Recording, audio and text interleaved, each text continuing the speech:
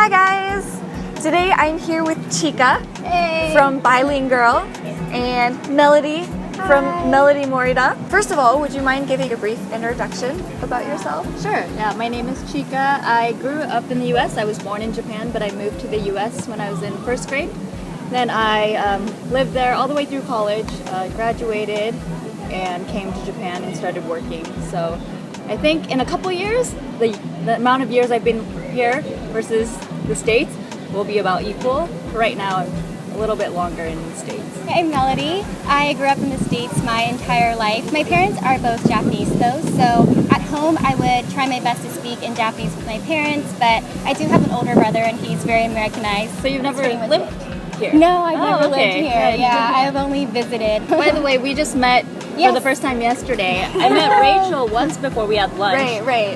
And Jun, who is behind the camera. Yes. I met for the first time yesterday too, so at the YouTube space. So we're still trying to get to know each other. Yeah. Right, yeah. No, we still don't. And even though they've already told me a lot of stuff, I forget everything. So I'm going to ask the same question. Well, Rachel. We'll get it in this video. You went to school here when you were younger?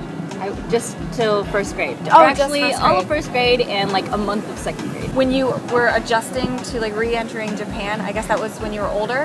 Yeah, after college. So After college. My first experience living here was entering a Japanese company and working here. So That must have been so difficult though. I mean, like the environment, the people, the language, everything. yeah, it was never a culture shock because I had visited Japan and I have relatives here. So there wasn't anything that I was like, oh my gosh, I can't believe this. This is like this. But at the same time, in a working environment, like the meetings are Definitely. a little bit different. Yeah. And people communicate differently, so it did take a while to get used to. But you always have people that support you through the way, so that helped a lot. That's true. I agree about like the whole meetings things. Because in America, people they cross their legs. It's kind of like chilled and laid back. But I think in Japanese, I mean in Japan or Japanese people, you have to be really proper. You have to make sure you're on time, which is always something that you should do. But just like everything that you do, I just get so much more nervous in Japanese meetings, and I have to feel like super prepped in order to be presentable and be able to put my thoughts out there. I feel like I have to be a lot more prepared and professional and not as laid back in Japanese whenever I do meetings and stuff. Right.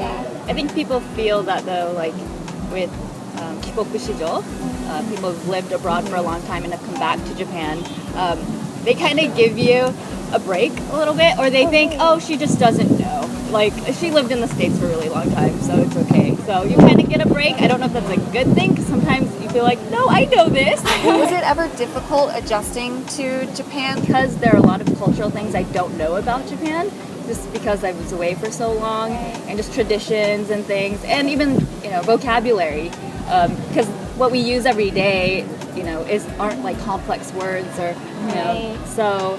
I feel like even though I am Japanese, I look Japanese, I'm 100% Japanese, but there's like a chunk of me missing.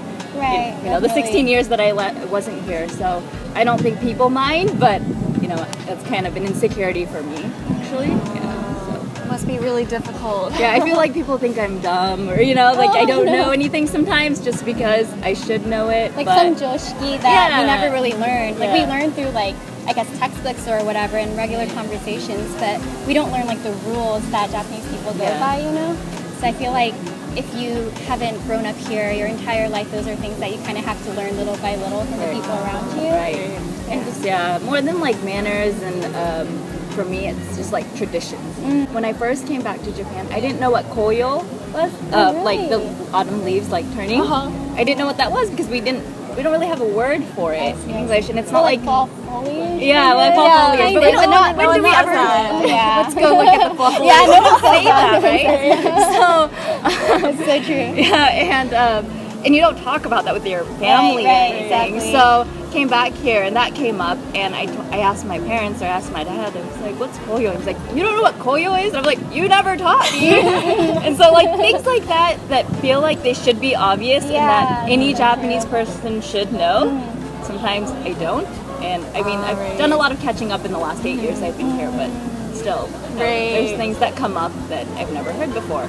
And I'm not sure if you've been through this, but I've been through a lot of like words that I kind of remembered like differently because like taiku and like huinki and stuff, I always thought that it was huinki, like in a sense, you know, that feeling, but it's huinki, right? Oh, the way you say so, like, it, yeah. when I was typing on the computer, I was trying to write huinki, and I was like typing it so many times that the kanji would come up. I was like, why is it not coming up? Like, that's like when I finally learned, like 10 years later, I learned that I knew it like wrong the entire time. Yeah. So there's little things like that. Like taiku, I always thought it was taiku, but it's taiku. You know, so those little things that we didn't properly, you know, learn word for word in textbooks. Yeah, I had the fuinki problem too. Yeah, and I still say it the way. Yeah, you do say it like huinki, right? But it's fuinki. Yeah. Have you had any embarrassing experiences coming to Japan where there was like a cultural, I guess like joshiki that you didn't know about? It was pretty recently, but I went to a funeral, so sorry, it's kind of a dark topic. But yeah, a friend of mine, his grandmother passed away, and I went to the funeral for, it was my first Japanese funeral, and there are things you have to wear, things you have to bring, and I kind of knew some of the things, but I wasn't quite sure, and I should have, like, I regretted not researching it a little bit beforehand, and you know, because that's not a place where you want to feel embarrassed, right? Maybe like weddings and funerals and events like that. But you have to wear the mofuku, right? The funeral wear, and there's rules as to how long the sleeves have to be, how long the skirt can be. You can't have your knees showing, and the reason why the sleeves have to be long is because when you put your hands together.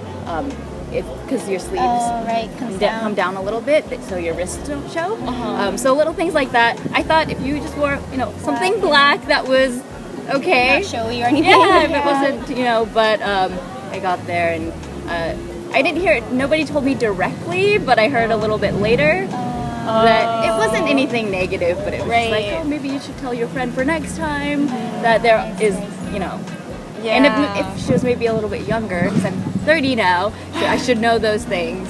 But my parents, my parents had never had an opportunity to tell me because, unfortunately, I had, it's a good thing, but I had never been to a funeral before. So. There's a lot of things though, even Japanese people in Japan don't know. Like, for example, if it's like food, like misoshiru is always on the right side and rice is on the left. But even people in Japan who grew up in Japan, like sometimes don't even know. They have no idea, and then they post it on Instagram or something, and people are like, "It's the wrong side." I had that happen to me. I blogged. I was like, "I made breakfast," and like, it's the wrong way. I had no idea until someone told me. It's those things. Oh, and like I wrote a blog about my dad, and the difference between dad and father, right? When you're talking to your friends, you just say dad, right? So in my blog, I write it like I'm talking to friends. So I wrote otosan. And so a few people were like, at your age you should really say chichioya or chichi. But my blog was like, my dad bought me a yukata. Like, it's my easy going, right? purchased a yukata for me. Like, Yeah, it's that barrier. You don't want to sound too like formal and really tight. But at the same time, I feel like when Japanese people read it, it's like, oh, that's incorrect. You should never say it that way. But it's hard because within Japanese people, the standards are different too. Some people don't care, some people don't know, but other people are very strict about that. So I always think, whenever I'm like tweeting, I'm like, I know, on social accounts, it's okay to be casual, right? So tabereru is okay, but I also have a feeling that someone's gonna say something. Someone is gonna and the thing that sucks about being Kikokushijo is that when you make a mistake, everyone thinks it's because you don't know it, not because you made a mistake. Like, it's not a typo. Like, she doesn't know. And sometimes I don't know, but other times I'm like, I know that. It's just a typo, like I'm on my phone tweeting really fast. So about the miso soup and all the technical things that people care about, it's not because they just want to be strict and anal, if I can say that word, about it, but it's just, there are reasons for it. The reason from my understanding, the reason why the miso soup is on the right side is because that's what you tend to drink first in the meal. So it should be, easy for you to get to. So there's always a logical reason why we do these things, but because we don't know it, we just know that that's how it is. We're like, why? Why do we have to do that? But there's always a reason to the why, and that's kind of what I've been kind of learning while living here. So That makes sense.